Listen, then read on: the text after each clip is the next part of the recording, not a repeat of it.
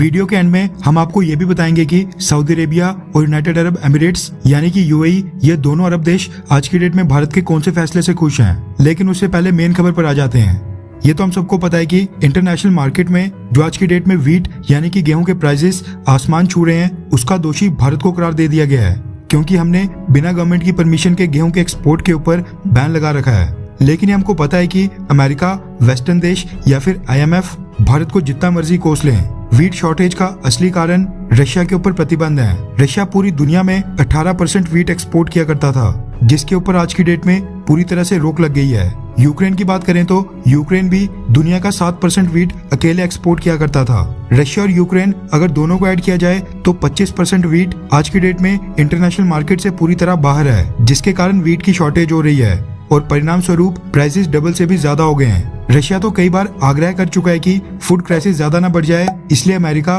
और यूरोपियन देश रशिया के फूड प्रोडक्ट्स के ऊपर लगे प्रतिबंधों को हटा दे। इसके अलावा कई सारे एक्सपर्ट्स और थिंक टैंक्स भी ये कह चुके हैं कि फूड क्राइसिस से बचने के लिए रशिया के ऊपर जो प्रतिबंध लगाए गए हैं उसमें थोड़ी छूट देनी चाहिए, ताकि कम से कम रशिया का जो व्हीट और फर्टिलाइजर्स हैं ये इंटरनेशनल मार्केट में आ सकें और व्हीट शॉर्टेज ना हो। लेकिन अमेरिका और उसके अलाइज रशिया को किसी भी प्रकार की छूट देने से इनकार कर रहे हैं। यूक्रेन की बात करें तो यूक्रेन का साउथ वाला पार्ट जो ब्लैक सी के साथ टच होता है, वहाँ पर आज की डेट में रशिया बैठा हुआ है। उस रीजन में रशिया के कई सारे नेवल शिप्स, डिस्ट्रॉयर्स और फ्रिगेट्स तैनात हैं। ऐसे में अगर यूक्रेन युद्ध से निपटने के बाद व्हीट या बाकी प्रोडक्ट्स को एक्सपोर्ट करना भी चाहे तो उनके शिपिंग रूट्स का एक्सेस उससे पूरी तरह से टूट गया है। इसको देखकर रशिया ने अब एक नया ऑफर दे दिया है। रेफरेंस के लिए आपकी स्क्रीन के ऊपर हिंदुस्तान टाइम्स के आर्टिकल का स्क्रीनशॉट है, जिसके मुताबिक रशिया ने कहा है कि वो ब्लैक सी में जो यूक्रेन के सी पोर्ट्स हैं वहां से यूक्रेन को ग्रेन शिपमेंट शुरू करने देने के लिए बातचीत करने के लिए रेडी है। रशिया के मुताबिक वो कुछ शर्तों के साथ यूक्रेन को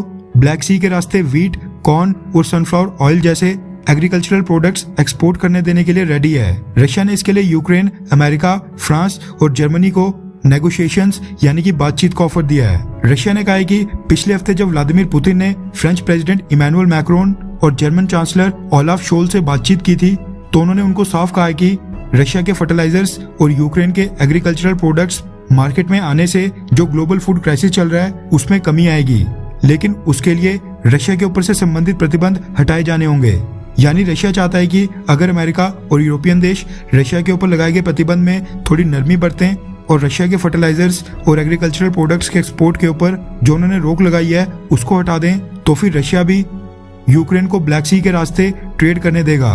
रशिया ने बातचीत का ऑफर दे दिया है, लेकिन ऐसा लगता नहीं है कि अमेरिका रशिया की बात सुनने के मूड में है, क्योंकि रशिया को बर्बाद करने के लिए अमेरिका किसी भी हद तक जा सकता है।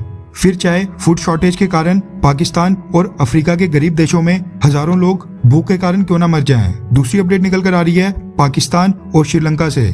दरअसल श्रीलंका ने रशिया से सस्ता क्रूड ऑयल परचेज करना शुरू कर दिया है, जबकि पाकिस्तान भी इस बारे में फाइनल डिसीजन लेने वाला है और बड़ी हद तक पॉसिबल है कि पेट्रोल और डीजल के प्राइसेस को कंट्रोल में रखने के लिए पाकिस्तान रशिया से क्रूड ऑयल परचेज करना शुरू कर दे। तीसरी मेजर अपडेट आ रही है गल्फ न्यूज की तरफ से। गल्फ न्यूज के आर्टिकल का स्क्रीनशॉट आपकी स्क्रीन के ऊपर है, जिसके मुताबिक व्हीट एक्सपोर्ट बैन के बावजूद भारतीय सरकार ने यूनाइटेड अरब एमिरेट्स और सऊदी अरेबिया को आश्वासन दिया है कि इन दोनों देशों को भारत की तरफ से गेहूं की सप्लाई आगे भी जारी रहेगी। इसलिए यूएई और सऊदी अरेबिया भारत के इस कदम से बेहद खुश हैं। खैर, आपको क्या लगता है कि क्या अमेरिका यूक्रेन के एक्सपोर्ट शुरू करने के लिए रशिया के ऊपर से थोड़े प्रतिबंध हटा देगा, हाँ या फिर ना? नीचे कमेंट करके अपनी राय जरूर बताएं।